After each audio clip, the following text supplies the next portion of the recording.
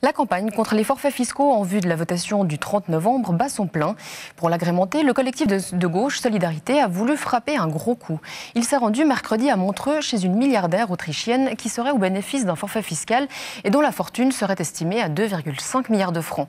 But de l'opération, lui remettre un guide fiscal et la faire renoncer à ses privilèges fiscaux. Une action qui est restée sans réponse mais qui a beaucoup fait réagir. Au PLR, on dénonce une chasse aux sorcières et à l'administration cantonale, au département des Finances, on s'est dit choqué par la démarche en parlant de dérives inacceptables. Adrien Buclin, bonsoir. Bonsoir. Vous êtes membre de Solidarité, membre du comité d'initiative Halte aux forfaits fiscaux.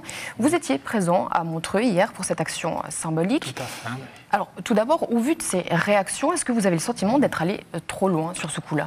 Non, pas du tout. Il s'agissait d'une action, effectivement, comme vous l'avez dit, symbolique et tout à fait bon enfant, qui ne se passait pas chez cette multimilliardaire, mais devant chez elle, où il s'agissait de lui remettre, à titre symbolique, un guide fiscal pour lui suggérer, finalement, de payer ses impôts comme tout citoyen ordinaire, puisque c'était pas du tout la question de centrer le débat sur cette dame en particulier, mais bien d'attirer l'attention sur l'injustice et le privilège que constituent ces forfaits fiscaux, puisqu'on a d'un côté des citoyens lambda qui sont imposés jusqu'au dernier centime sur leur fiche de paye, sur leurs revenus de retraités, et une deuxième fois sur leur consommation via la TVA. Et puis d'un autre côté, on a des multimilliardaires, effectivement, très discrets en Suisse, mais qui bénéficient, et c'est peut-être pour ça aussi qu'ils aiment tant la discrétion, qui bénéficient de privilèges tout à fait scandaleux, puisque leur taux d'impôt est extrêmement bas en comparaison des citoyens ordinaires. Et c'était pour faire réfléchir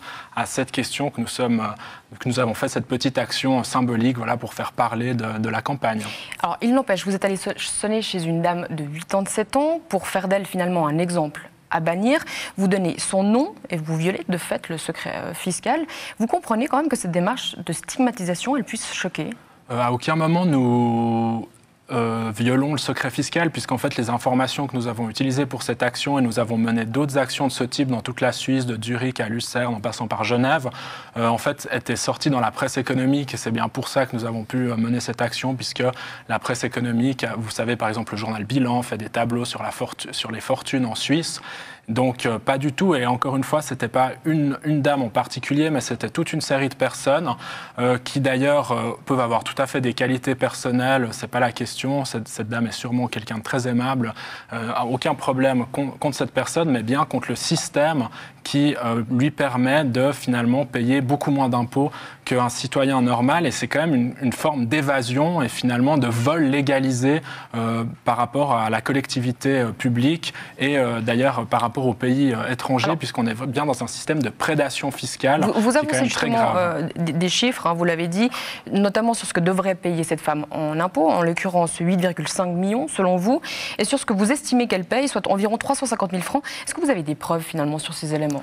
Non, ce sont des calculs relativement approximatifs faits sur la base des informations qui sont parues dans la presse économique sur sa fortune, mais c'est bien tout le problème, c'est qu'on a une opacité totale sur les fortunes, qui paye quoi, etc. Est-ce que ce n'est pas le but du secret fiscal ? Oui, mais en l'occurrence, ça pose un grand problème parce que ces personnes, par exemple, il est stipulé que pour avoir un forfait, elles ne doivent pas avoir mené d'activité lucrative en Suisse. C'est une condition qui est systématiquement violée. On a plusieurs cas qui le montrent. Donc, il y a vraiment une opacité, un certain cynisme qui se développe autour de ce système. C'est pour ça qu'on en demande l'abolition. Et je rappellerai quand même aussi que les fiscs sont soumis au secret. Donc la question, c'est une transparence vis-à-vis du fisc. Ce n'est pas forcément une transparence vis-à-vis du public en général. Mais il faut que les déclarations et les fortunes soient publiées pour le fisc. Il n'empêche, donner le nom d'une personne, parler de son salaire, des montants qu'elle touche, des montants qu'elle est censée payer.